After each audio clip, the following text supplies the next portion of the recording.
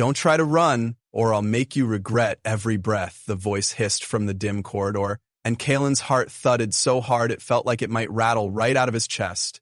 He froze, keeping his hands raised in a gesture of truce. The figure emerged, silhouetted against the faint glow of emergency lights. She stood taller than any human woman he had ever met, slender but with an aura of coiled strength. Pale, luminescent markings trailed along her arms, shimmering faintly in the gloom.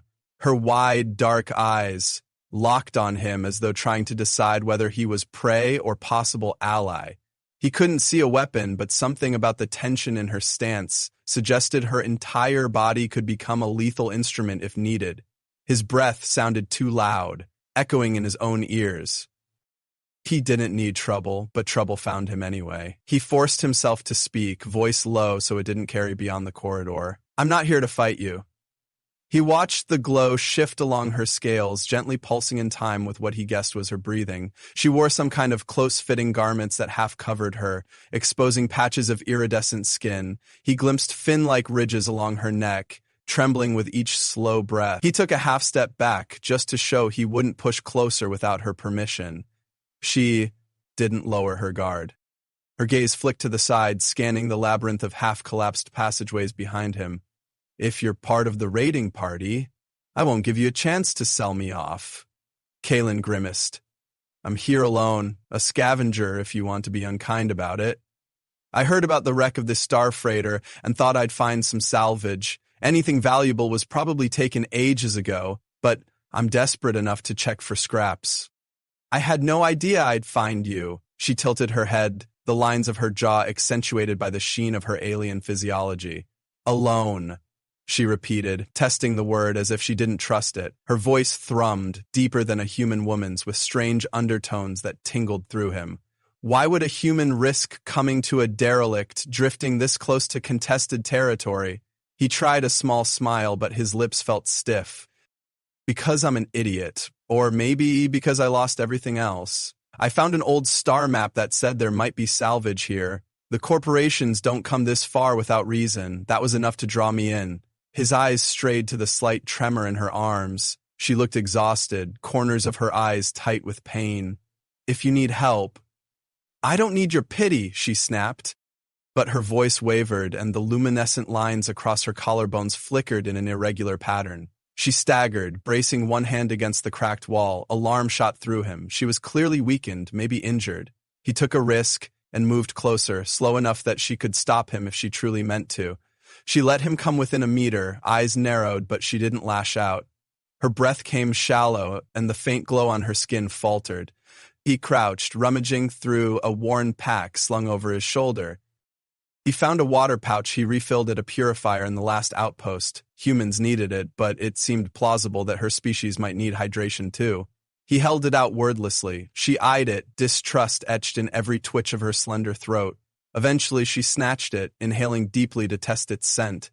Then she drank, short gulps, as though she was forcing herself not to devour the whole pouch in one go. When she finished, she dropped it back into his hands. "You came alone," she repeated, but there was less hostility this time.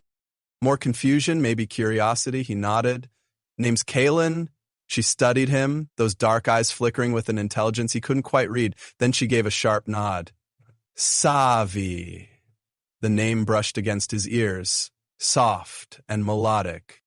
Up close, he could see small filaments behind her ears that flared whenever she took a deep breath. She had a regal tilt to her posture, even though her limbs trembled with exhaustion. Something about her presence tugged at him. Maybe it was the loneliness that had weighed on him for months, or maybe it was how her luminescent patterns glowed gently, as if responding to every nuance of her heartbeat. He glanced around the corridor, twisted metal, shattered crates, a faint reek of ozone, and a flicker of overhead lights that might fade for good at any moment.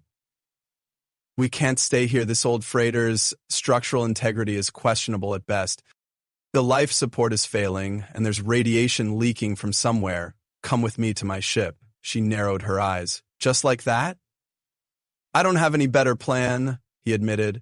"And you don't look like you're in shape to wander around pressurized corridors that might blow at any second. Unless you have a safer option. I'd like to hear it." She didn't reply immediately, but he could almost see her weighing the risk. Finally, she exhaled softly, a subtle hiss.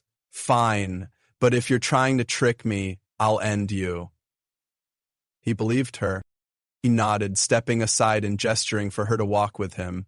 Her stride was unsteady, so he fell into step just behind, ready to catch her if she faltered. She glanced back once, a sharp look that he interpreted as a warning not to get too close. Her luminescent markings rippled along her spine, a captivating flicker of color. He remembered that she was likely as dangerous as the environment around them, if not more. They moved through corridors filled with rubble, stale air thick with the ghostly hush of a once thriving star freighter now half broken. Kalen led them down a narrow catwalk that overlooked a cargo hold. A distant clang echoed. They both froze. He pressed a finger to his lips and her black eyes narrowed, but she nodded. They ducked behind a twisted frame of metal. A patrol of raiders or maybe salvage competitors passed below, 3 humans in tattered gear carrying rifles. Kalen's pulse throbbed in his throat. He felt Savi's breath ghost the back of his neck as she slid closer. When the patrol passed, they snuck further, each step stirring up centuries-old dust. Kalen's mind whirled. He had no idea who she was, what species she belonged to, or why she was stranded. But the weight of her presence at his back steadied him in an odd way, perhaps because it felt like an alliance, even if a tenuous one. She kept pace despite her obvious fatigue. Through battered doors and flickering lights, they finally reached an airlock connecting to his small ship, the Sun Drinker. It wasn't much to look at, an old cargo runner with battered thrusters, patched hull, and just enough space for a pilot and maybe 1 passenger. But it was pressurized and had enough fuel cells to get them away from immediate danger. He keyed the hatch, and the mechanism groaned in protest. "Come on, don't die on me now," he muttered, slapping the panel. At last, it cycled open. He ushered her inside. Savi slipped in without a word, scanning everything with a predator's vigilance. The interior lights flickered on, casting harsh illumination on the cramped space. 2 seats in the cockpit, a tiny bunk, storage lockers, and a few supply crates. That was home for him these days. She looked around, crossing her arms over her chest.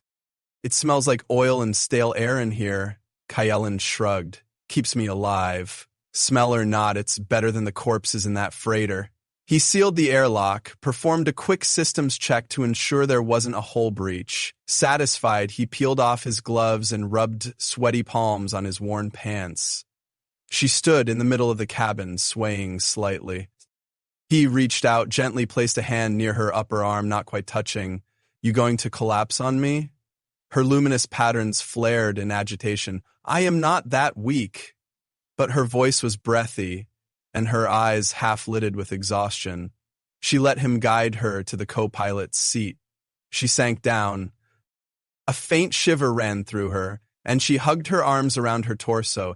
He settled into the pilot's chair, flicking switches to warm the Sundrinker's thrusters. A gentle hum rose under their feet. The ship vibrated, a sign of uncertain age and questionable repairs, but it was something. "We should get out of here before those patrols notice I'm gone." She nodded. He noticed the steady pulse in her throat. Her eyes tracked his hands on the controls, maybe memorizing every move. He engaged the engine thrusters, ignoring a flashing caution sign. The battered cargo runner lurched free of the freighter's docking clamp with a shriek of metal. Then they were drifting in the cold vacuum, with only the moan of the Sundrinker's aging stabilizers to accompany them. Finally, Kalen punched the sublight engines and the ship soared away from the looming wreck. "We're not safe yet," he said quietly, scanning the sensor readouts. He spotted a pair of mid-sized vessels on the edge of the region, possibly pirates or corporate mercenaries. They might ignore the little cargo runner as worthless, or they might decide to chase. Tension coiled in his gut. Savi's voice rumbled softly behind him. "I can help if they come after us." He glanced over his shoulder, raising an eyebrow. "You got some special trick?" She only stared back, face set. "In my culture, we learn to pilot at a young age. We also learn certain techniques to disrupt signals. I might be able to jam their scans long enough for us to slip away. If you trust me." A faint smirk formed on his lips. "Don't exactly have the luxury of being picky right now. Show me what you can do." She eased herself up, limping slightly as she switched seats to the engineering console. He watched her carefully. Her hands, slender with faintly claw-tipped fingers, danced over the controls with surprising deftness, though she hesitated at times, as though the human interface was different from what she was used to. He felt the ship's sensors flicker. For an instant, the Sundrinker's readouts glitched, a swirl of static, then returned with a muted signature. A beep indicated the bigger ships were scanning the area. She hunched forward, exhaling slowly, her fin-like ridges along her neck trembling with concentration. Kalen kept the engines throttled low, gliding them away from the direct path. The scans soared overhead, searching. For a heart-stopping moment, he thought they'd be caught. Then the lines on the console went quiet and the scanning vessels drifted away, none the wiser. He let out a breath. "You're good," he murmured. She managed a small, tight smile, though it didn't reach her eyes. Her posture slumped again in exhaustion. Kalen double-checked their heading.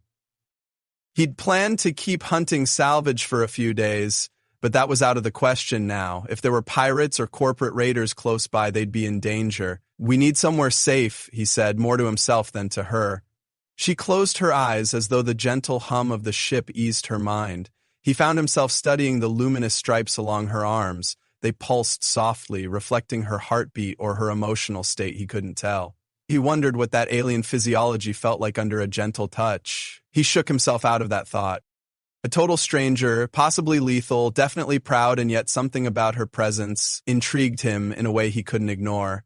The star map displayed the sector's known stations. Most were under corporate control. Given how she reacted to the idea of being sold or captured, Kalen suspected that was the last place she'd want to go. He sighed, tapped the console.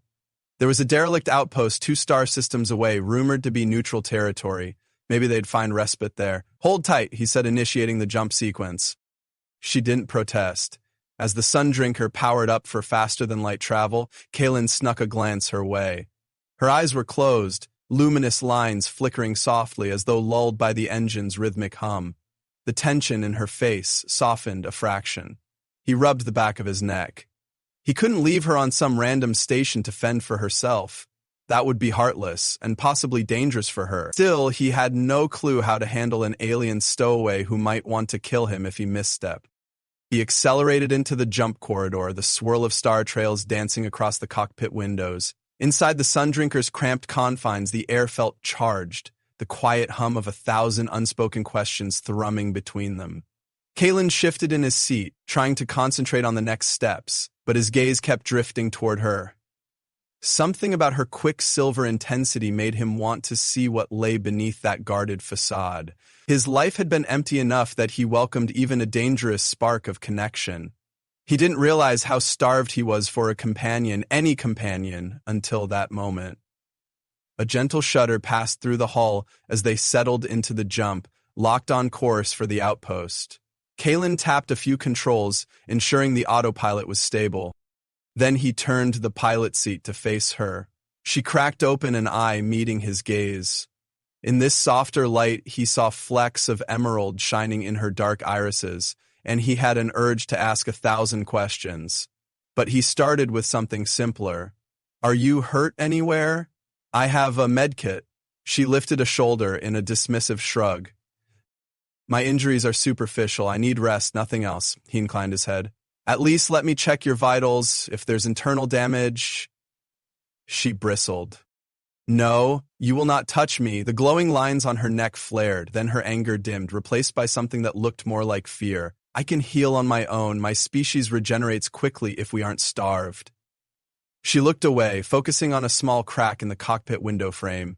He recognized that setting boundaries might be her way of surviving. He nodded slowly, respecting her decision. Silence stretched between them. She broke it with a quiet exhalation. "Thank you for the water." He smiled a little. "Any time." He took out an emergency ration from a compartment, offered it to her. "This isn't exactly a gourmet meal, but it might help."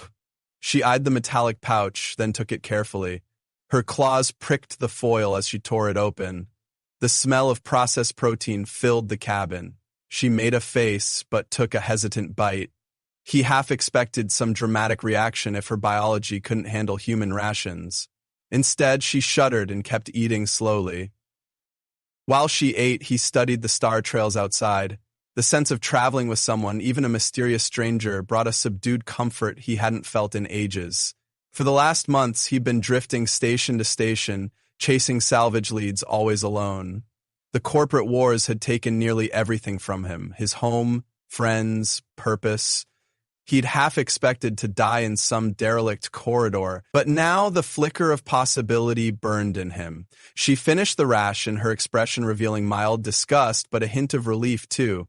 He caught himself thinking how the lines across her shoulders gleamed with each subtle movement. She caught him staring, and he quickly turned back to the controls. She closed her eyes again, exhaling as if exhaustion was finally winning. He let her rest, letting the quiet envelop them. The jump corridor would hold for at least 5 hours. He could keep watch, maybe doze in the pilot's seat. Something about her presence felt equally comforting and dangerous.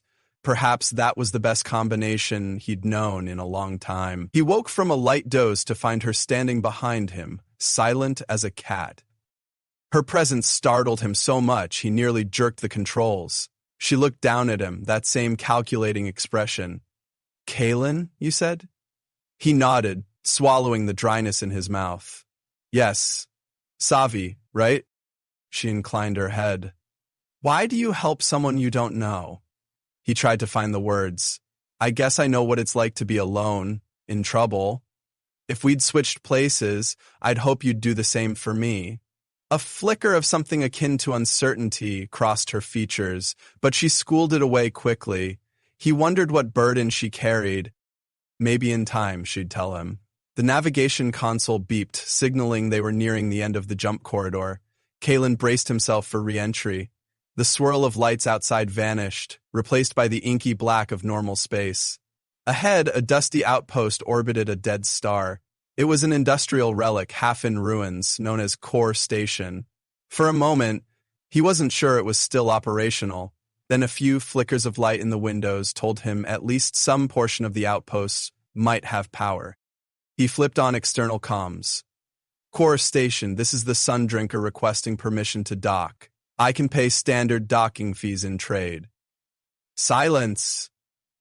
He exchanged a glance with Savi, who watched intently. He tried again. "Cororus Station, please respond." Still nothing but static. That might mean minimal staff or defunct communications. He scanned for automated beacons, found a weak one. Enough for a docking clamp to recognize them. Maybe. He guided the Sundrinker toward an extended docking arm. The metal looked battered but intact. The clamp engaged, locking them to the station's hull. He exhaled, hitting the ship's internal lights to stand by.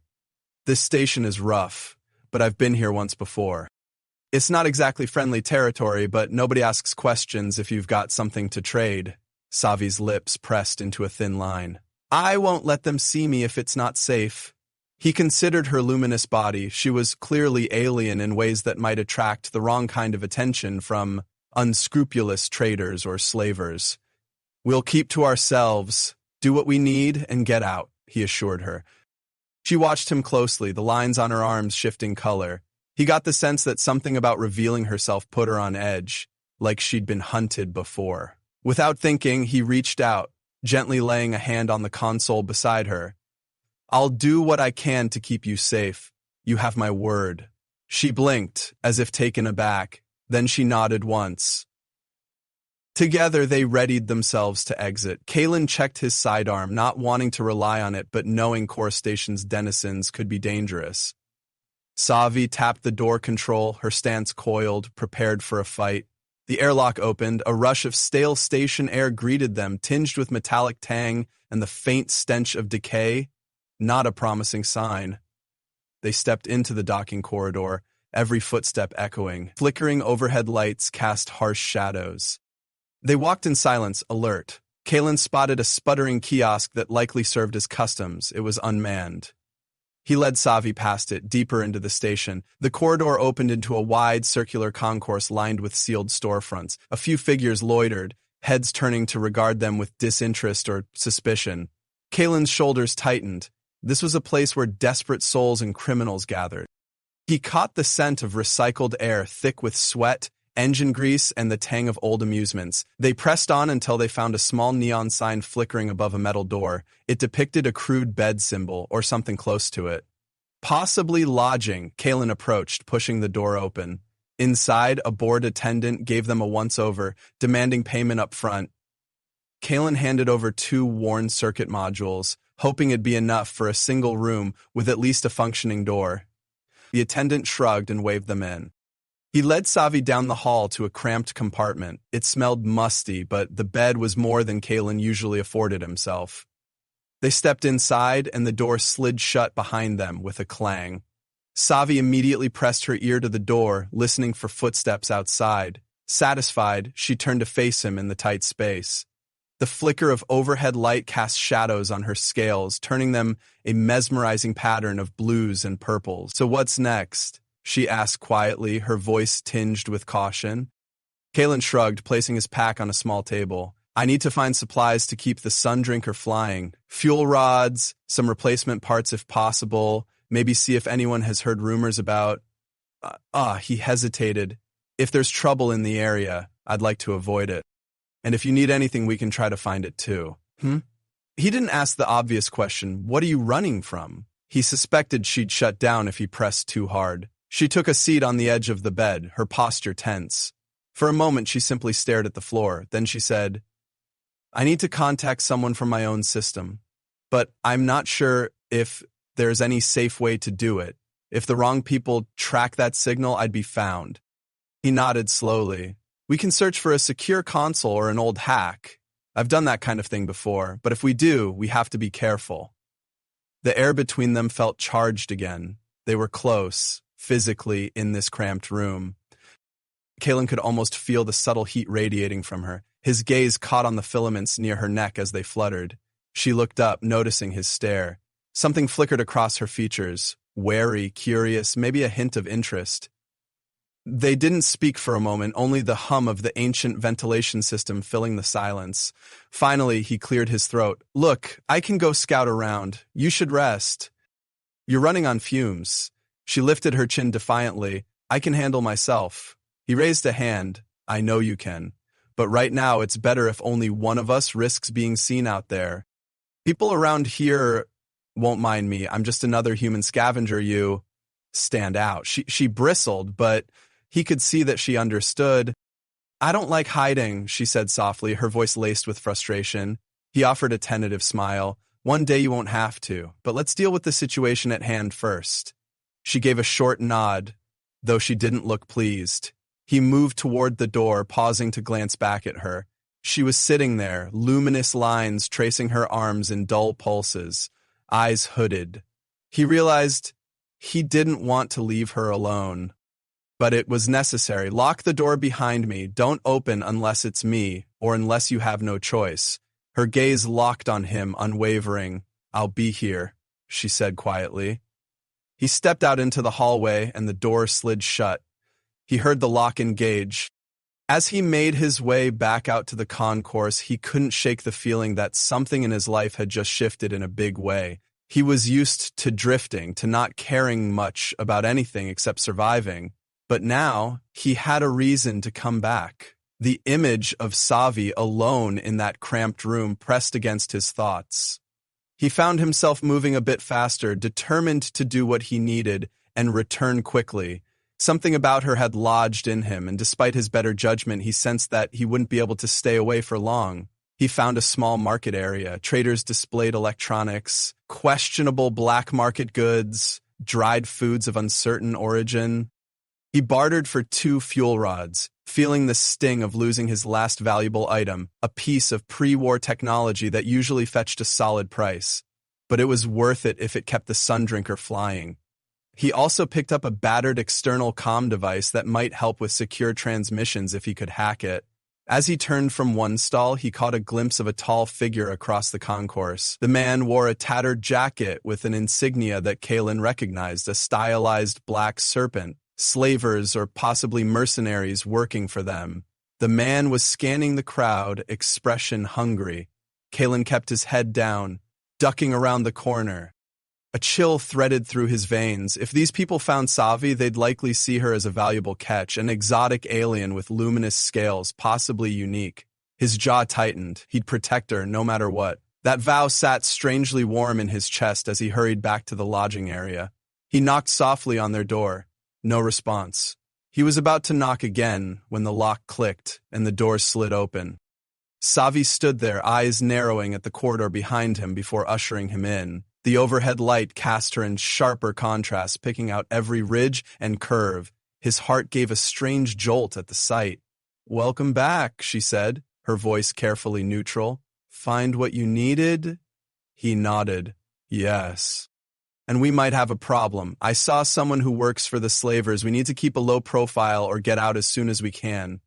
Her expression darkened. The faint glow along her arms flickered with what seemed like anger. "I won't be taken again." He paused. "Again?" She didn't answer, simply folded her arms with her claws digging into her skin. He let it drop. "We'll leave once I do a quick mod on this comm device. Then you can reach out to whoever you need to, and we'll vanish before they sniff us out." She inclined her head, watching as he set up the device on the table. It was battered, older tech, but might be workable. He started tinkering, splicing wires, bridging connections. She stood behind him close enough that he felt the warmth of her presence against his back. His pulse quickened. She leaned in, her breath brushing his ear. "You handle machines well," she murmured. He swallowed. "Have to. I'm not special, just persistent." He felt her gaze trace over his shoulder as he worked. He forced himself to focus on each wire, each circuit, but in the periphery of his awareness, all he could sense was her closeness, the intoxicating mix of caution and curiosity that seemed to pulse from her. He managed to bypass the security protocols, hooking the comm to a power source. The small screen flickered. "Try it," he said, gesturing. She hesitated, then keyed in a frequency or something akin to her species code. A faint hum crackled through the device. No image, just static. She frowned. He watched the patterns on her arms brighten with frustration. Then she exhaled, typed another sequence. Suddenly, a voice on the other end hissed through the static, speaking an alien tongue he couldn't decipher. Her entire body stiffened, and her eyes glistened with a rush of emotion. She replied in a rapid, resonant language that poured from her like a low song. The conversation was brief, maybe tense. She ended it with a clipped word, then cut the line. She set the comm down, pressing a hand to her forehead. He waited, not wanting to intrude. Finally, she lifted her gaze, though she didn't quite meet his eyes. "My people, my clan, thought me dead. I told them I'm alive. There was no time for more. It's not safe to keep that channel open long." He nodded, tucking the device away. He wanted to ask what had happened, but her guarded expression warned him off. Instead, he said, "We can go now if you're ready. The sooner we leave, the better." She clenched her fists, luminous lines stroking her arms with a subtle flush. "Yes, let's do that." They left the lodging quietly, no fanfare. Kalen had his sidearm concealed. Savi kept to the shadows, moving with a lithe grace that belied her earlier exhaustion. They navigated back to the docking corridor, passing a group of rowdy drunkards who didn't even look their way. The station's gloom pressed in, each corridor feeling like a potential trap. Kalen kept scanning for the slaver he'd spotted earlier, but he saw no sign. At the airlock, the sun drinker glinted in the station's dim overhead lights. He hurried to cycle the hatch, letting Savi slip in first. He followed, sealing the door behind them with relief. They were almost free. He rushed to the cockpit, dropping the comm device onto the console. The engines hummed as he fired them up. The station's docking clamp took a moment to release, but soon they were drifting away. Then a new sensor reading lit up the console. A larger vessel unmoored from the station, scanning them. Kalen's stomach turned to ice. He recognized the black serpent insignia on the readout. "We have trouble," he muttered, punching the engines. The sun drinker lurched forward into open space. A hail crackled across the comm in gruff standard. "Sun drinker, stand down. We have reason to believe you're smuggling an unidentified life form. Prepare to be boarded." He glanced at Savi. Her jaw was set, eyes blazing. "I'm not going back," she said, voice trembling with fury. He nodded, adrenaline spiking. "Then we run." He routed power to the thrusters. The Sundrinker shot away, the bigger ship in pursuit. They had firepower, but maybe he had speed. He zigzagged around space debris, heart hammering. Warning lights blinked as the slaver's vessel locked on with a tractor beam. The hull groaned under the force. Damn it, he spat, trying to cut the beam with a counterfrequency. They were being drawn in, slowly.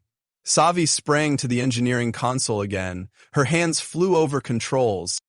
I'll scramble their beam, but you need to break free the moment I disrupt it. He nodded, reading her signals. The overhead lights flickered as she rerouted power. The tractor beam stuttered. He slammed the accelerator. The Sundrinker shot out of its grip, engines screaming in protest. We won't last if they land a direct hit, he muttered, scanning for a hyperspace jump path. He needed coordinates, but the nav would take at least a minute to calibrate. The bigger ship began charging weapons. A bright flash sizzled across their shields. The Sundrinker shook violently. Sparks rained from a control panel. Savi cursed, her own language spitting from her lips. She toggled the jamming sequence again, forcing the slaver ship's targeting to stutter. Another shot grazed them, sending a shower of sparks across the cockpit. Kalen frantically jammed the controls, overriding safeties. I have partial coordinates, he said, sweat beading on his brow. We can try a blind jump, but it's risky as hell. Better than being captured, she said, voice tight. He engaged the drive, ignoring the protest alarms. A swirling vortex of star-twisting energy tore open in front of them. The Sundrinker lurched forward at breakneck speed, ramming them into the jump corridor. Behind them, the slaver ship's pursuit ended at the boundary, either unprepared for a sudden jump or unwilling to risk the same. Kalen and Savi were hurled into faster than light with a bone-jarring rattle. The ship's lights went out for a full second, leaving them in pitch black. Then, emergency power kicked in, bathing them in a red glow. Kalen slumped in his chair, panting. The console smoked, half the readings offline. We made it, he whispered, blinking away sweat that burned his eyes. Savi let out a shaky breath, her markings flickering like a pulse of relief. She sagged against the console, slender shoulders trembling. He turned to her, every muscle in his body aching. Are you okay? He asked softly. She nodded, though her eyes glistened with unshed tears. Yes, I'm fine. But her breath hitched, and suddenly he realized how close they'd come to being shot down or dragged onto a slaver ship. He set a hand on her forearm gently, half expecting her to recoil. Instead, she grasped his wrist with surprising strength, nails pressing into his skin. Her eyes closed and her breath caught. He let her cling for a moment, letting the adrenaline crash settle. In the throbbing, red emergency light, her scaled skin looked like midnight waves. He felt a surge of protectiveness that startled him. They were near strangers, but it didn't feel that way anymore.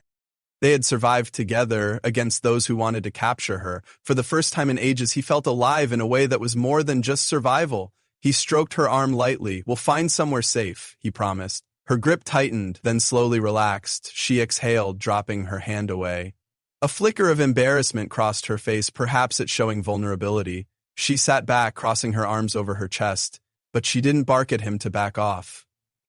That counted for something. He turned his attention to the battered console. The jump was blind, meaning they had no idea where they'd exit. Danger loomed, but for now, they'd escape those slavers. The tension in the cockpit hung heavy, but under it was a current of relief, maybe even gratitude. He caught her gaze. She looked at him with an unreadable expression. Thank you, she said quietly, the words thick with emotion. He gave a faint nod, unsure how to respond. The moment felt charged, as if something deeper passed between them. But then the console beeped an urgent warning. He cursed, scanning the readout. The Sundrinker's reactor was overheating. I'll have to do an emergency drop from hyperspace soon, he said, ignoring the voice in his head that reminded him how insane this was. She nodded, brushing a few stray sparks from the console. Wherever we come out, we face it together. Those words resonated in his chest, lighting a small flame of hope. Together. For now, that was enough. He forced the jump drive to release, and space twisted around them again. The Sundrinker lurched violently, dropping them into normal space with a stomach-churning jolt. A swirling mass of cosmic debris surrounded them, faint starlight illuminating drifting asteroids and shimmering dust fields. He grimaced at the readouts. We're in some kind of asteroid belt. The nav's too damaged to pinpoint our location. He fought the controls to avoid collisions. Each chunk of rock glided eerily close, threatening to tear them apart if they drifted. Savi watched, with tension in her posture, but her voice was steady. If we can find a stable orbit, we might do repairs. And maybe hide? Kalen nodded, guiding the Sundrinker behind a large asteroid that offered partial cover. He fired small thrusters to match speed, letting them coast along in relative stealth. At least no one was shooting at them for the moment. He cut the main engines, letting the silence wash over them. The cockpit was dim, the only illumination from flickering controls and the faint glow of Savi's markings. She unbuckled from the seat, wincing at a pain in her side. Kalen turned, heart twinging with worry. "Let me see," he said. This time, she didn't protest. She lifted the edge of her tunic, revealing a dark bruise that spanned her rib cage. The scales there looked battered, some slightly peeled away. He exhaled softly, rummaging for the medcat. "It might help with the bruising at least," he offered. She nodded, lips pressed tight. He knelt beside her, guiding a handheld scanner over the injury. She hissed in pain when the antiseptic solution spritzed the wound. He apologized under his breath, gingerly smoothing the solution across the bruised scales. Her luminescent lines rippled in a wave of shifting color, as if echoing her discomfort. "Your biology is different," he said quietly, trying to be gentle. He could feel her warmth even through the slight distance. It stirred something inside him that was more than just sympathy. She breathed out slowly. "Yes, my species, the Oshiri, adapt to many environments. We have regenerative capabilities, but it takes time." She locked eyes with him, lips parted slightly. "This is my first time letting a human treat my wounds." He didn't know what to say. A swirl of emotions tangled in his chest. Wonder, concern, a budding protectiveness. Finally, he simply nodded and kept applying the salve. The mixture of her closeness, the quiet hiss of the med spray, and the faint shimmering of her scales along his fingertips made his heart pound in a way that both thrilled and unsettled him. His senses felt heightened, aware of every shift in her breathing. She watched him, her gaze drifting to his face. He finished and carefully lowered her tunic. She held his wrist for a heartbeat, as if letting him know she'd allowed this moment of vulnerability. Then she let go, turning her head away. He found his throat dry. The sense of intimacy in that small act was overwhelming. He rose to his feet, stowing the kit. "You should rest," he said, his voice huskier than intended. She gave a faint nod, exhaustion etched on her features.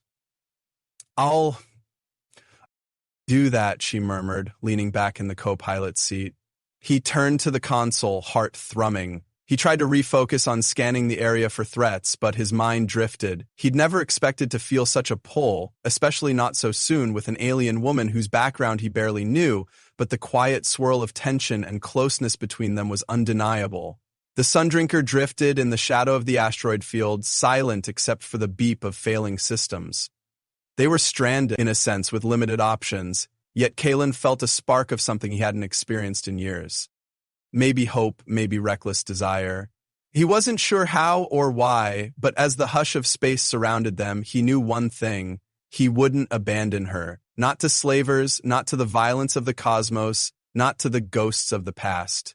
He glanced over at her resting form, scales glowing faintly, breath slowing as she drifted off. He settled in for a watchful vigil, a sense of protective warmth flooding him.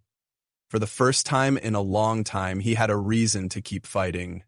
Over the next hour, he cycled power between systems, trying to coax the battered Sundrinker into some kind of workable shape.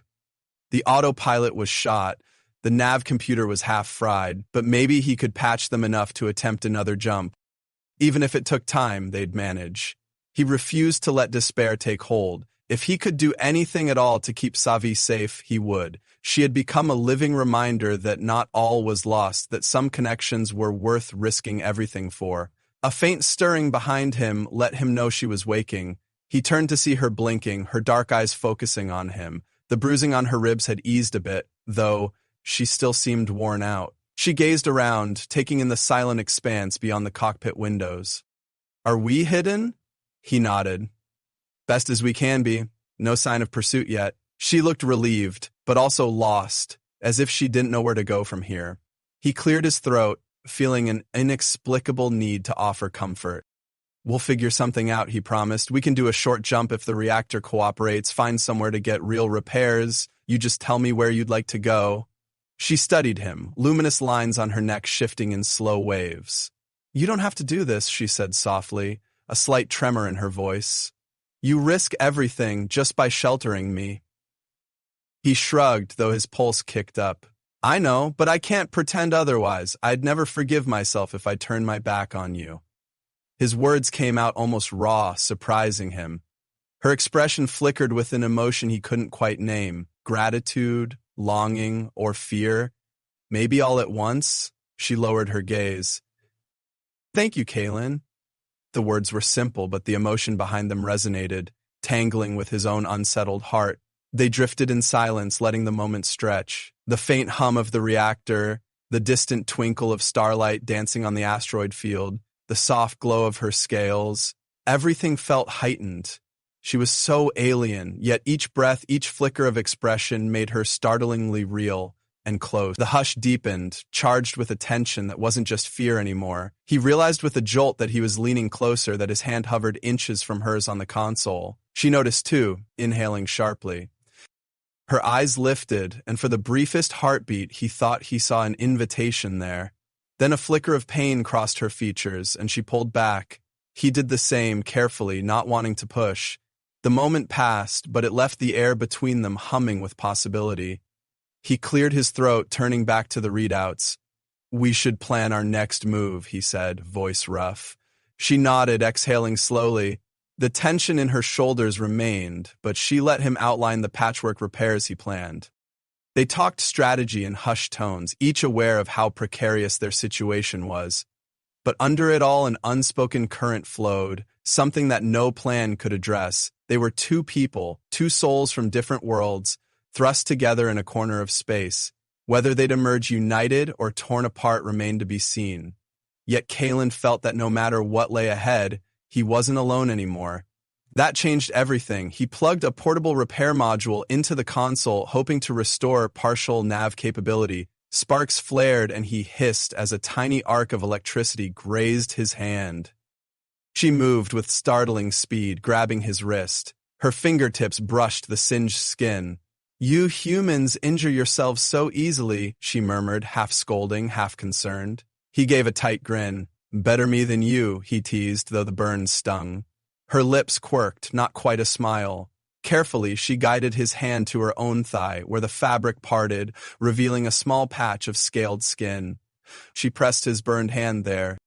He swallowed hard, not understanding.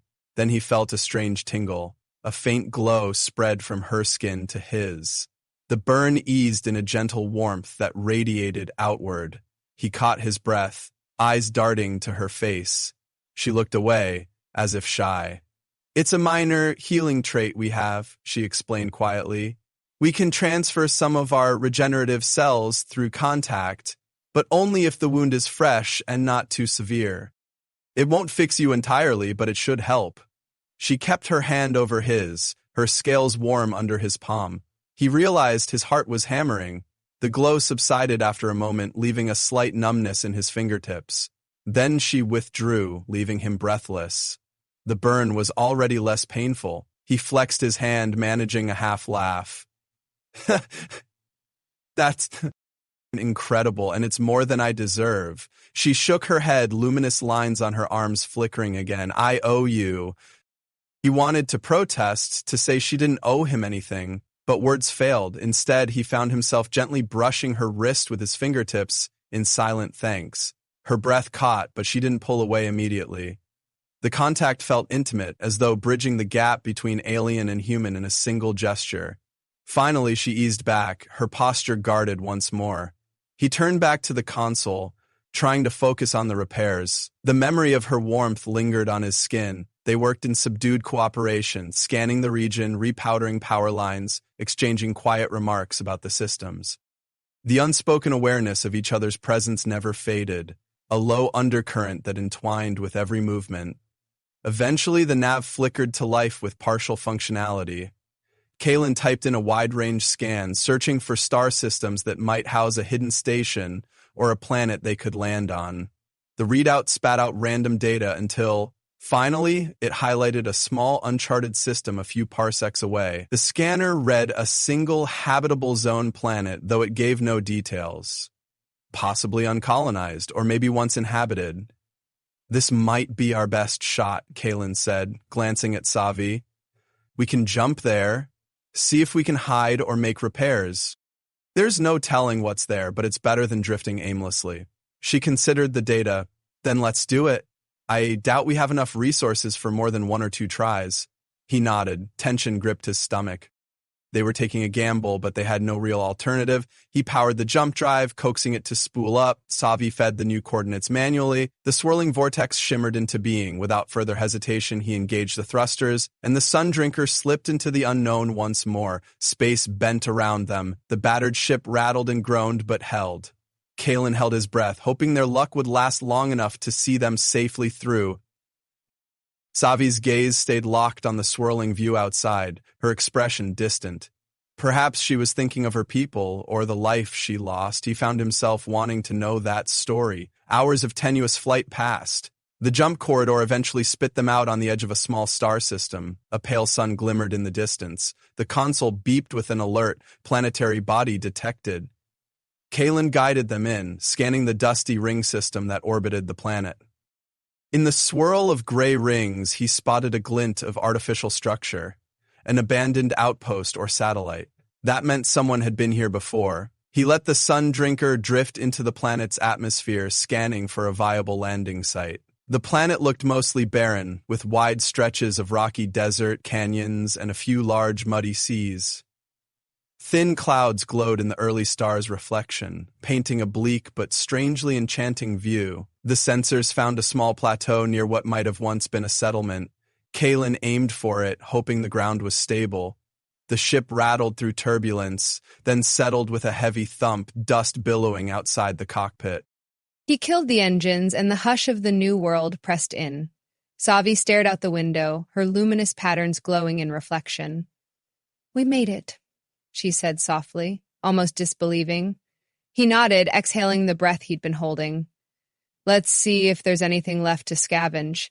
Then we can decide our next move." He was too aware of her closeness, how that final lurch of landing had nearly thrown them together. They both wore the tension on their faces, hearts still pounding.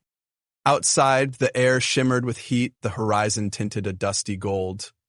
The old settlement was mostly rubble. They ventured forth cautiously, side by side, scanning for signs of life. A few crumbling walls, rusted equipment half buried in sand. No threat seemed imminent. As they passed one collapsed structure, a flicker caught Kaelin's eye, a faint glow from an underground corridor. He paused, and Savi slowed, her filaments raised in alert. They approached carefully, pushing aside debris until they uncovered a half-hidden doorway that led into a subterranean chamber. The glow grew brighter. Savi pressed a palm to the door, feeling for vibrations. Then she shot Kaelin a meaningful look. "Something's down there." He nodded, swallowing. If there was something alive, it might be hostile. But if it was a leftover power source, it could help them. He hefted a small flashlight in one hand, sidearm in the other. Savi's clawed fingers flexed at her side. Together, they forced the door open, ignoring the groaning protest of old metal. A gust of stale air greeted them, but it wasn't unbearable. Step by cautious step, they descended into flickering light. At the corridor's end, they entered a wide chamber carved from stone. The source of the glow was a cluster of humming crystals embedded in the walls, possibly an alien technology harnessed for lighting or energy. It gave the space an eerie but soothing luminescence. Strange patterns covered the floor like runes or glyphs. Savi knelt, brushing dust away with careful strokes. Her markings brightened. "These are old Oshiri symbols," she whispered, voice hushed with reverence. "I didn't realize my people had ever come here, but these..." "They record our early expansions. This is centuries old." Kaelin marveled.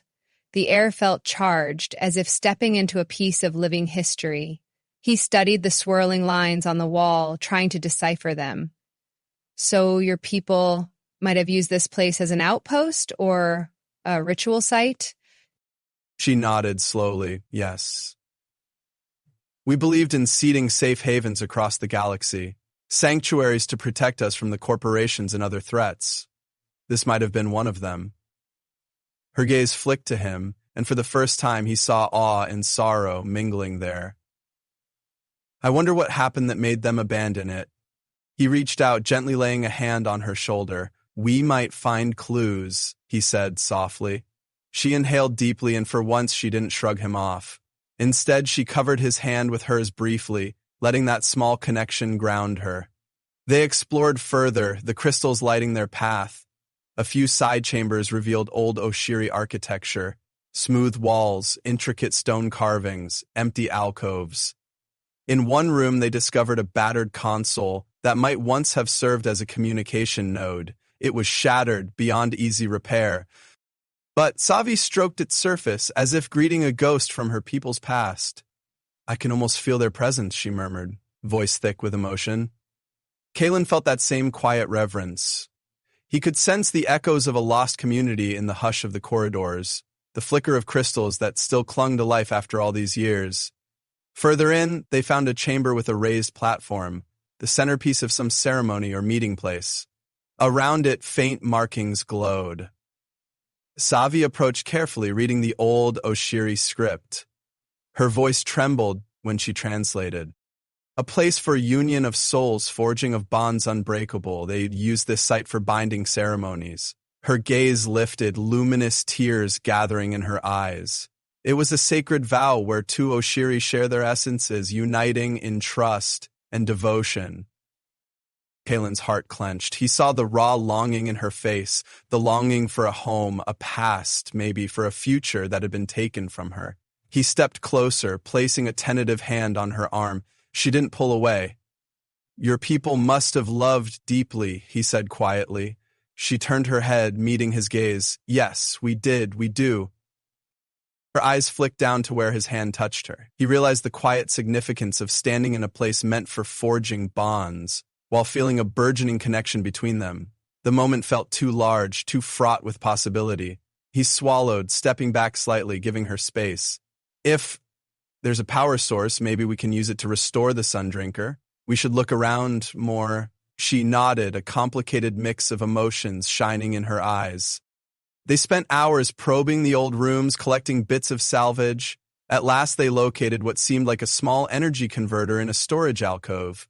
It was mostly intact, an older Oshiri design that might still function. Savi ran her hands over it, explaining how it could stabilize their reactor if adapted correctly. Kalen's relief spiked. This could be their lifeline. As they carried it back to the surface, dusty and tired, the alien sun cast a ruddy glow over the horizon. The day had passed in a haze of discovery and quiet revelations. They loaded the converter aboard the Sun Drinker and set about installing it. He took direction from her since she understood Oshiri tech better. The process was painstaking, with jerry-rigged connections and improvised fittings, but after hours of labor, the new device hummed to life, bridging the battered reactor. The ship's readouts stabilized. Kalen collapsed into a seat with a relieved sigh. Savi leaned against a bulkhead, arms folded, luminous lines dancing faintly. Exhaustion etched her features, but so did a hint of satisfaction. That should hold, she said softly. He nodded, every muscle in his body sore. You saved us, he said, meaning every word. I couldn't have done this alone. She stepped forward, halting inches from where he sat. He could feel her gaze on him, intense and curious. And I wouldn't be here without you, she replied, her voice dropping.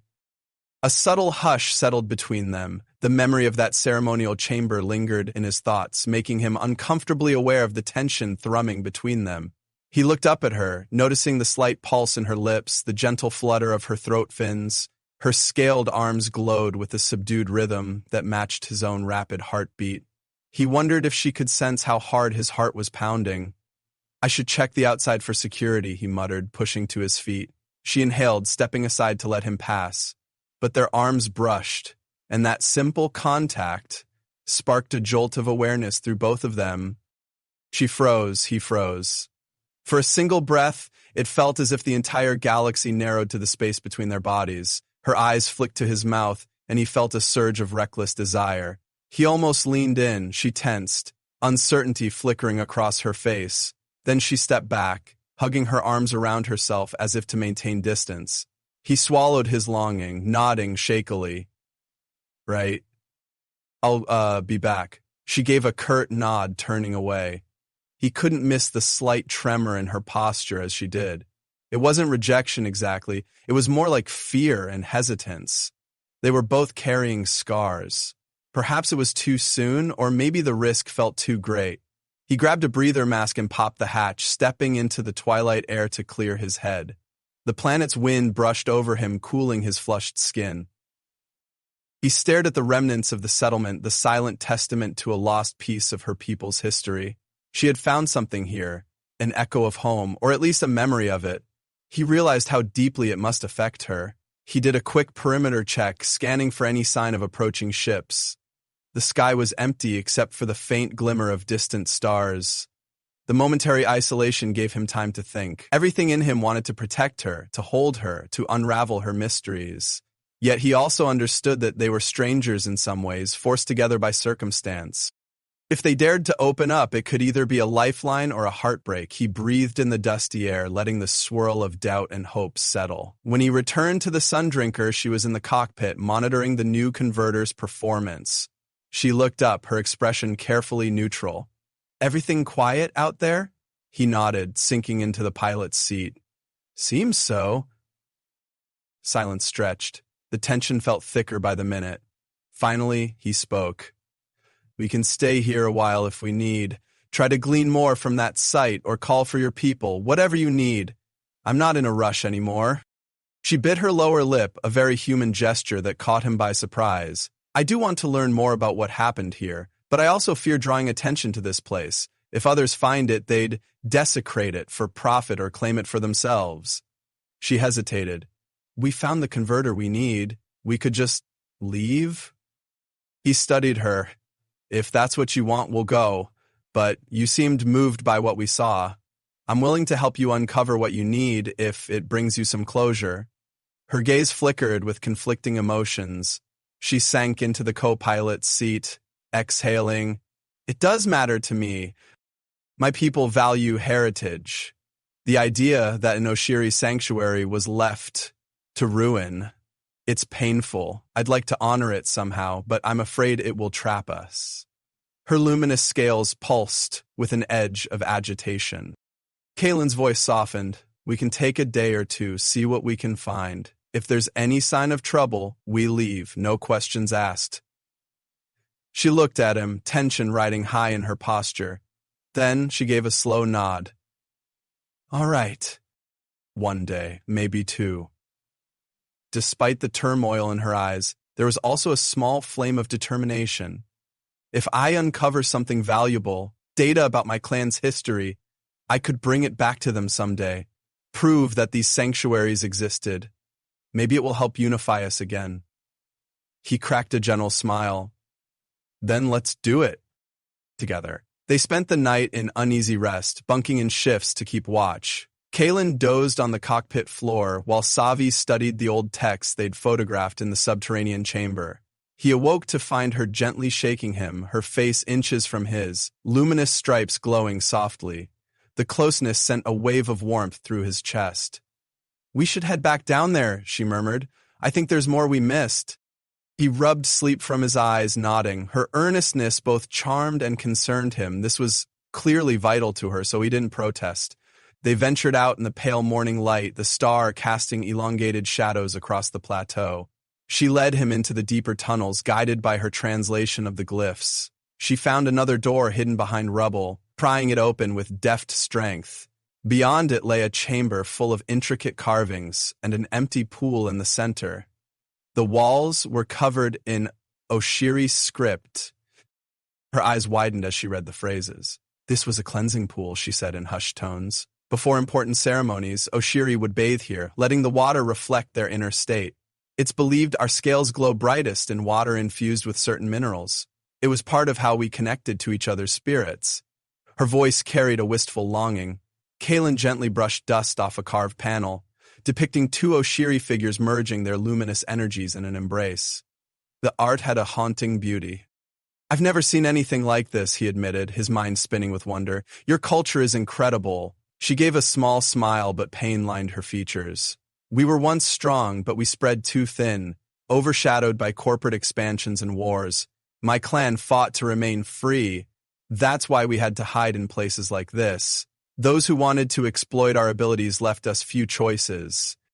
He recalled her earlier anger at the mention of slavers. "You were captured," he said softly, putting the pieces together. "Or nearly?" She clenched her jaw. "I was taken, forced to watch them torture others for profit, to see them trade my people's gifts as commodities. I escaped, but not everyone did," her voice trembled. "I fear that if they catch me again, they'll make an example of me, or worse." Kaelin's heart twisted. He reached out, carefully placing a hand on her shoulder. She didn't shrug him off this time. Instead, she looked up at him, tears shining in her dark eyes. "I won't let them do that," he said, his voice low and fierce. "I'll stand between you and any slaver, any corporate goon, any bastard who thinks they can own another being. You have my word." Her breath shuddered, luminous patterns flaring. Then she leaned her forehead against his chest, letting out a choked sound. He wrapped his arms around her gently, feeling the cool ridges of her scales and the soft warmth beneath. Her body trembled with suppressed sobs, and he held her as if she might break apart if he let go. The grief, the trauma, the loneliness all poured out in that moment. He simply whispered soft reassurances, stroking her back. Eventually she pulled away, cheeks damp, but there was a resolve in her eyes now. She inhaled, steadying herself. "I need to see this place restored one day," she whispered, sweeping her gaze around the chamber. "If only to remind my people that we once flourished here." He nodded, heart aching with empathy. "We'll record what we can, pass it on to those who can help." They spent hours cataloging the carvings, carefully photographing them with Kaelin's battered data slate. The deeper they went, the more they found fragments of Oshiri relics, broken figurines, partial texts etched into stone. Occasionally, they'd pause to share some rations, exchanging quiet conversation. The tension between them persisted, not just from the threat of discovery, but also the growing closeness that neither fully knew how to handle. At one point, Savi discovered a sealed door that refused to budge. She studied the glyphs above it, frowning. "It says only those who share an Oshiri bond may enter," likely referencing the ritual bonds we saw in the other chamber. "I'm not sure there's a way for me to open it alone." Kaelin examined the door. "We could blast it, but I'd hate to destroy what's inside." She nodded grimly. "It might be the only way, unless—" She trailed off, gaze flicking to him, then back to the door. A flush of color lit her scales. "No, that's a foolish thought." He raised an eyebrow. "What is?" She hesitated, her filaments fluttering in embarrassment. "The bond ceremony was for two Oshiri. It's how they would gain access to the innermost sanctums of these sanctuaries. Without two Oshiri participating, there's no way to replicate it exactly." A pang shot through him. "But you're saying if you had another Oshiri with you, you could open it?" She nodded slowly. "Yes, but that's obviously not the case." Silence stretched. Then Kaelin approached the door, reading the ancient symbols. A random idea sparked in his mind, perhaps born of longing or the sense that they'd come too far to give up now. "Could we trick the system? Or is there some aspect of your physiology that I might replicate with a wearable device?" She snorted softly, but there was no real derision in it. "We do have a distinct bioelectric signature. In theory, the door might respond to that if you could calibrate your own signature somehow." She trailed off, thinking. Though the ceremony itself involved a merging of energies, a synergy that resonates in both participants. He looked at her, swallowing the sudden flare of nervous energy. "If we tried a partial ritual, some kind of symbolic link, would that do anything? I'm not Oshiri, but maybe it would fool the lock for a moment." She stared at him, luminous lines flickering. You're talking about a simplified form of the bond ceremony. We'd be forging a connection even if incomplete. Are you sure? He took a steadying breath. I don't want to disrespect your culture, but if there's something in there that can help your people or keep them safe, I'd do anything to help you, even if that means forging some symbolic link. Her gaze softened, and for once she looked at him with unguarded vulnerability. It's not just symbolic, Kalen. Even a partial bond might let us feel each other's emotions, share a piece of our inner essence. Intimate in ways humans might find overwhelming. He moved closer, heart pounding. The dusty air seemed charged with possibility. I'm willing to try. But only if you are. I won't force anything on you. She searched his face for a long, silent moment. Then she lifted her chin. All right, let's try. She walked back toward the ceremonial chamber with him trailing behind, confusion and anticipation warring in his mind. She paused at the edge of the platform where swirling glyphs still glowed faintly. Standing opposite each other, the hush felt electric. She took a step forward, raising her hands, palm out. He mirrored her. Their fingertips brushed, sending a shiver through him. Her skin was cooler than his, textured with tiny ridges that sparked a gentle friction against his calloused hands. She lifted her gaze, meeting his eyes. Focus on your breathing, she instructed, her voice low and mesmerizing. Clear your mind of everything except the sensation of my presence. He tried, inhaling slowly. She began chanting softly in her language words that resonated in the chamber. A gentle glow spread across her arms, creeping onto his hands where their skin touched. He felt a peculiar warmth blossom in his chest, as if her heartbeats were echoing inside him. His own pulse sped up, and a strange synergy formed, dancing at the edge of his consciousness. Her voice wavered, breath hitching. He sensed a fleeting rush of emotion, fear, longing, memories of captivity, the echo of pain. It flashed through him like a dream, then receded. His own emotions churned, surfacing. The loneliness, the guilt, the desperate need for connection he'd suppressed for so long. He gasped, wanting to pull back, but also enthralled by her presence. She pressed her hands more firmly against his, guiding him into the flow. Let your essence touch mine, she whispered, breath ghosting across his lips. He felt dizzy, yet anchored by the heat of her skin. The glow intensified. He sensed her breath stutter, her eyes fluttering shut. Then a surge of shared sensation washed over them, a raw mix of hope, fear, desire, and deep vulnerability. He gasped, and her eyes flew open. In that moment, they both realized how close they were. Their faces were inches apart, breath mingling. The tension that had been building between them flared, no longer purely spiritual. His gaze dropped to her mouth, and he felt a near irresistible pull to close that distance. She trembled, nails biting into his wrists as she clung to him. Their lips brushed, tentative at first, then searching. A soft moan escaped her, as if she were stunned by this new sensation. Kalen's heart thundered, all rational thought drowned out. The shared link amplified everything, the taste of her breath, the heated press of her body, the swirl of her emotions mixing with his own. It was dizzying, overwhelming, an intimacy that transcended anything he'd known. They broke apart with a gasp, eyes wide. He could still feel her inside him, the echo of her emotions dancing along his nerves. She looked equally stunned, cheeks flushed a deeper hue, her luminous scales flaring. For a moment they simply stared, breathing hard. Then she tore her gaze away, stepping back as if she'd touched a live wire. She began, voice shaking. This is more than I intended. He swallowed hard, chest tight with a tangle of longing and confusion.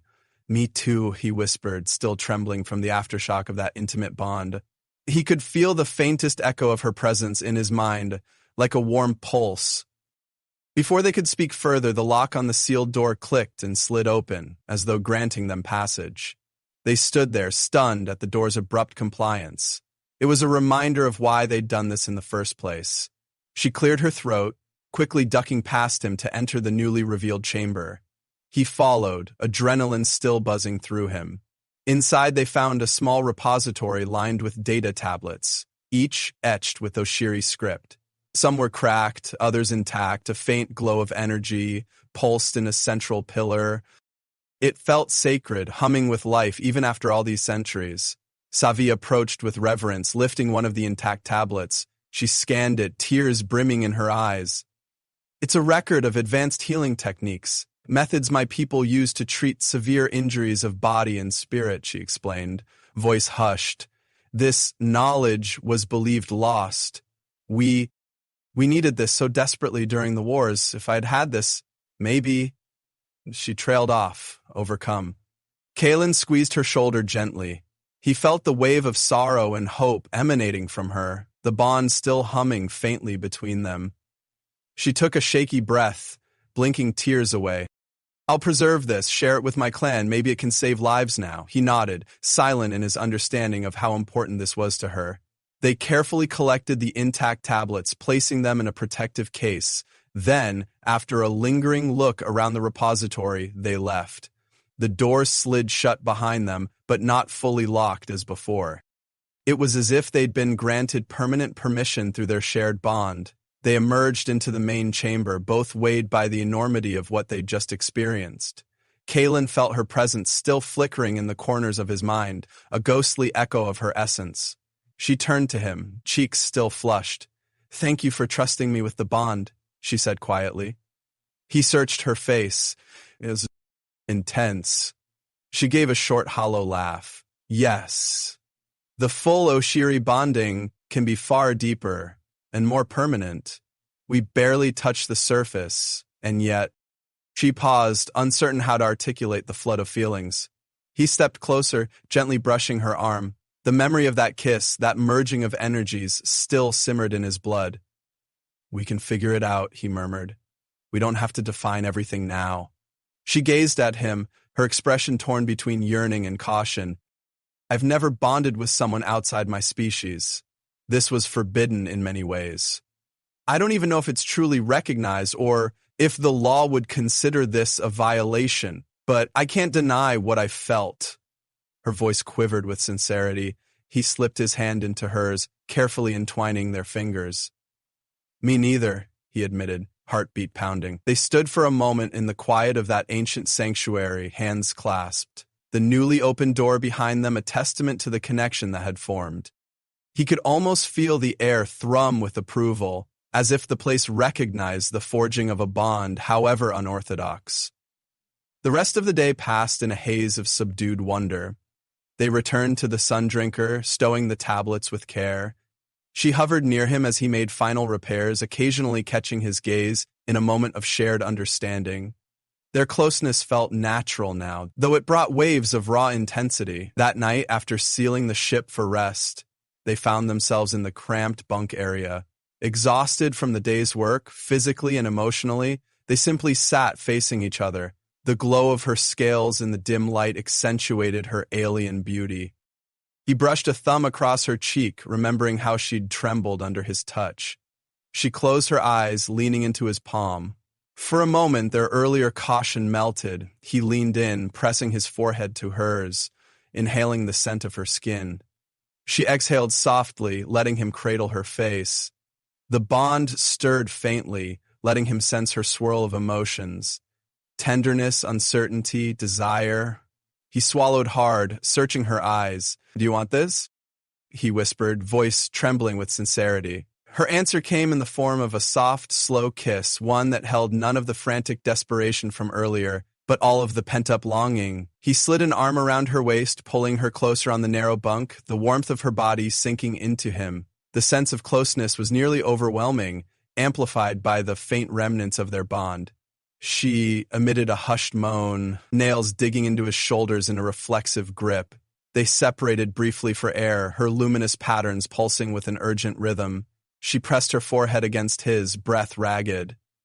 "I'm terrified," she admitted, voice barely audible.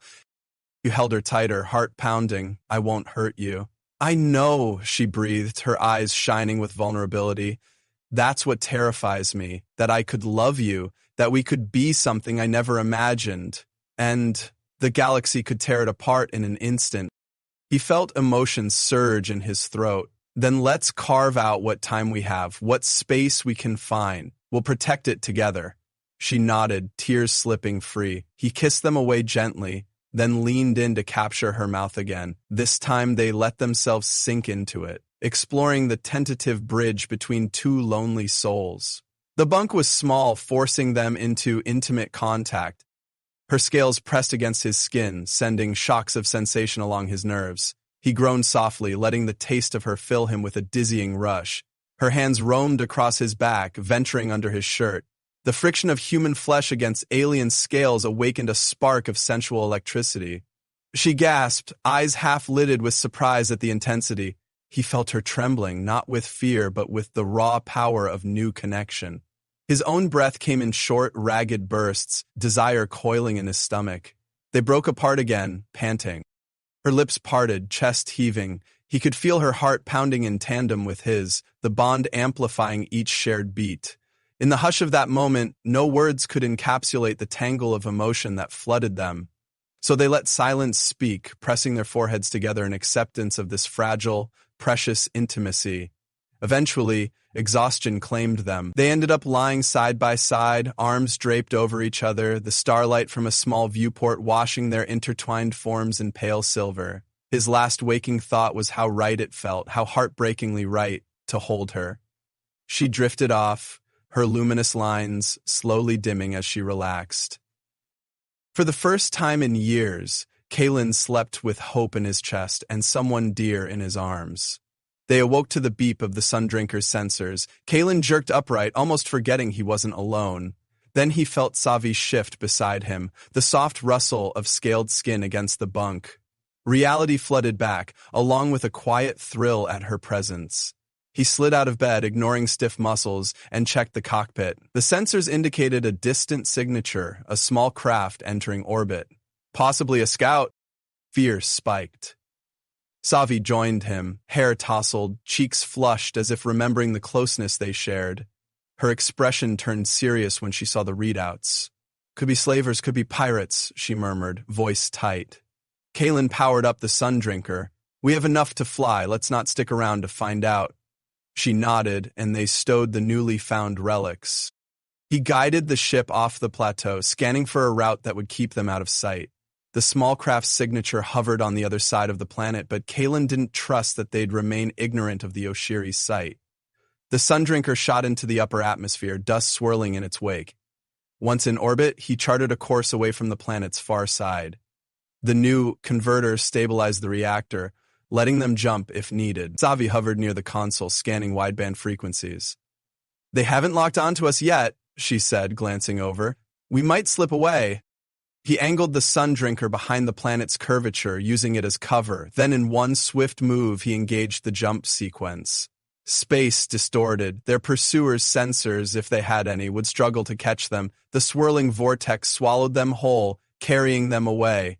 Relief flooded him when the ship didn't buckle this time. The new converter hummed faithfully, smoothing out the fluctuations. Savi sank into the co-pilot's seat, exhaling. They exchanged a tired, triumphant look. The unknown craft behind them was just another threat in a galaxy full of them, but for now, they'd escaped unscathed. The quiet hum enveloped them. Kalen reached for Savi's hand, and she squeezed back with a subtle, grateful pressure. They were drifting between stars again, but this time, not as strangers. Something irrevocable had formed between them, a bond that was part Oshiri right, part raw human emotion, sealed by the risk they'd taken together. She spoke softly, her tone thoughtful. "I need to reconnect with my clan eventually, share these relics, the healing knowledge, but it will be dangerous for you to come with me. My people might not embrace an outsider, especially one who's engaged in a partial bond with me," he grimaced. "So I'd be a criminal in their eyes?" She offered a sad smile. "Some might see it that way. Others might see it as a miracle. We have old laws about interspecies bonding, but they've never truly been tested in modern times." She squeezed his hand again. "I don't regret it, but I also don't want you to be harmed if they reject us." He studied her glowing markings, remembering how they'd flared with passion, fear, longing. "I'll stand with you if you want me there. If I'm not welcome, I'll keep my distance until you've paved the way, but I'm not running just because your people might not like me." Her eyes shone, a mixture of gratitude and worry. "You're stubborn, human," he smirked. "You have no idea." A soft laugh escaped her, then she sobered, brushing a fingertip along his forearm. But I do have some idea, Kalen. I've felt pieces of your memories, your pain. That bond we formed wasn't one-sided. She hesitated. You lost people in the war, didn't you? He went still, old grief stirring, scenes of destruction, the corporate bombings that claimed his family, the betrayal by those he once trusted. It surged up like a dark tide. Yes, he said hoarsely, lost everything I cared about. Since then, I've been drifting. He trailed off, meeting her gaze, her eyes filled with understanding, tears threatening. Until we crossed paths in that derelict freighter, she murmured. We saved each other in more ways than one.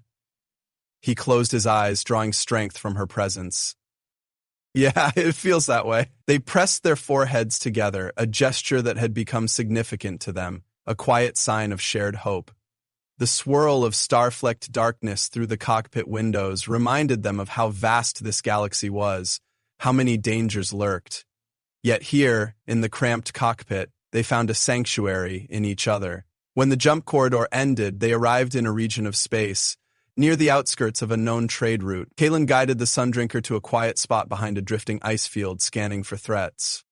The star map indicated a small station a short distance away, less regulated than corporate strongholds but not completely lawless. They might be able to resupply there. As they cruised closer, Savi touched his shoulder. Remember, we can't be sure who might be watching. If the slavers put out a bounty, we have to be discreet. He nodded, agreed. We'll keep a low profile, get what we need, and move on. She squeezed his shoulder, then took her seat to handle the stealth systems. Their synergy felt natural now, each reading the other's moves. It went beyond mere teamwork. It was a soft echo of that ritual bond, making them attuned to each other's presence. They docked at the tiny station, an older rig used primarily by independent traders.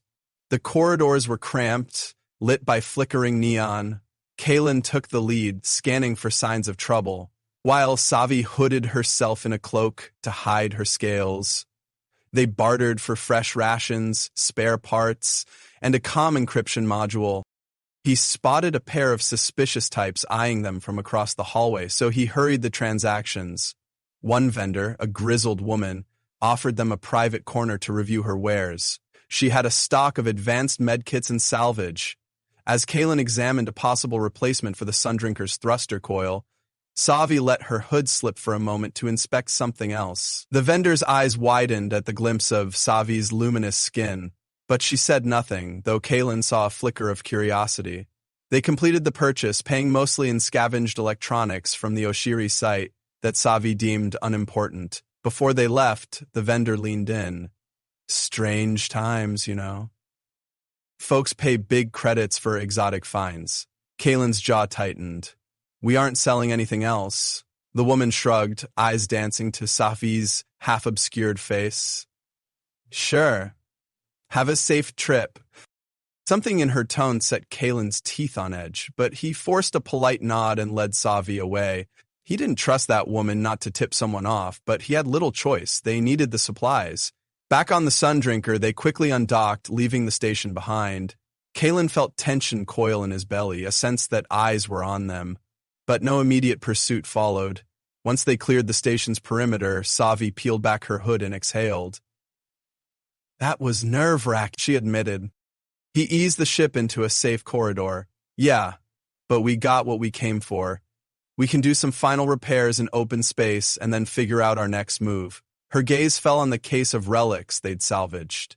These need to get back to my clan eventually, but I'm not sure how, not yet. She pressed her lips together and thought, maybe there's a neutral zone or a hidden Oshiri contact we can trust. I need time to figure it out. He nodded, resting a hand lightly on her shoulder. I'm with you. Whatever path you choose, I'll help however I can. The sincerity in his words glowed in his chest. He realized that he didn't just want to help her. He wanted to stand by her, see her culture, learn about her world. The notion filled him with both excitement and dread. She studied him, the corners of her mouth trembling in a half-smile. I never asked for a companion, but I'm glad you stumbled into my life. Her voice was quiet, laden with unspoken emotion. They both grew quiet, hearts pounding with the recognition that they'd become more than allies, more than casual partners. They'd forged a bond that neither could easily dismiss. Whether that bond would survive the trials ahead remained an open question, but for now, they had each other, and that was enough. Days turned into a blur of travel, jumping between backwater sectors, always watchful for any sign of slavers or corporate hunters. They refitted the Sundrinker's thrusters with the new coil, tested the advanced med kit on minor scrapes, and carefully studied the Oshiri relics whenever they had downtime. In those quiet hours, they learned more about each other through stories, banter, and stolen moments of intimacy. At times, they laughed over small things, her awkward attempts to mimic human idioms or his clumsy attempts to pronounce Oshiri words. She teased him about how easily flustered he became when she leaned close, breathing warm across his ear. He teased her about her obsession with calibrating every system to Oshiri standards, even though the ship was old and stubborn. Their arguments were mostly playful, fueled by tension that often ended in soft, heated kisses or a shared embrace. Yet beneath the surface, worry grew. She confided that her clan was scattered, forced to relocate after a series of brutal raids. Reaching them would require a clandestine approach. Even then, she feared that some Oshiri might view her bond with a human as a betrayal. Kalen grappled with the weight of that. He didn't want to wedge her between her people and the promise of their bond. He wanted to be part of her life, not its undoing. One evening, the Sundrinker drifted near a lonely star cluster, the cosmic dust shining in rainbow hues. Savi stood at the viewport, arms crossed, her luminous lines reflecting the swirling colors outside. Kalen joined her, resting a hand lightly at her waist. She leaned into him with a soft sigh, her head on his shoulder. "I used to dream of traveling the galaxy with someone I trusted," she whispered. "Never imagined it would be a human I met in a derelict wreck, or that I'd bond with him in an ancient sanctuary."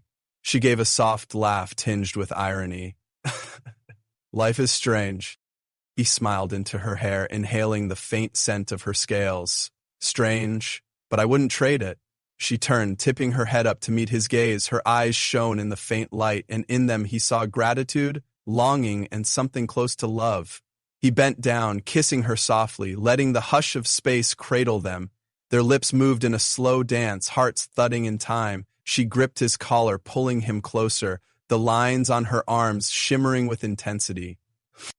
When they pulled apart, breathless, he rested his forehead against hers, memories of that bonding ceremony stirring. "One day, I want to see your home," he murmured, "even if I have to wait outside the gates at first, just to know you're safe." She smiled wistfully, trailing her fingers along his jaw. "And I want to show you the beauty of my planet, let you bathe in the crystal waters that made our scales glow in ancient times. If the war hasn't destroyed it all." Her face darkened with worry. "We lost so much," he stroked her cheek. "Then we help rebuild." The words were simple, but they resonated with an unspoken promise. He was choosing to share her burdens, to stake his future with hers if she'd have him. She swallowed, a tear slipping free, reflecting the starry glow. "Kaylin?" Her voice broke and she pressed closer, hugging him. He wrapped his arms around her, letting the quiet swirl of cosmic dust outside envelop them in its silent grandeur. In that embrace, in the gentle surge of star-kissed darkness, they understood that the bond they'd forged was more than an accident of circumstance. It was the seed of something deeper, a chance to stand together against a galaxy that so often crushed fragile hopes. Whatever came next, whether the threat of slavers, corporate enforcers, or her clan's judgment, they wouldn't face it alone. They stood there for a long time, hearts beating in unison, souls entwined by the luminous thread of an Oshiri human bond that defied all boundaries. If there was a new dawn for them, it was written in the hush of their breaths, in the warmth of that embrace, in the vow they shared without uttering a single word. The galaxy loomed vast and uncertain, but for now, in each other, they had found home,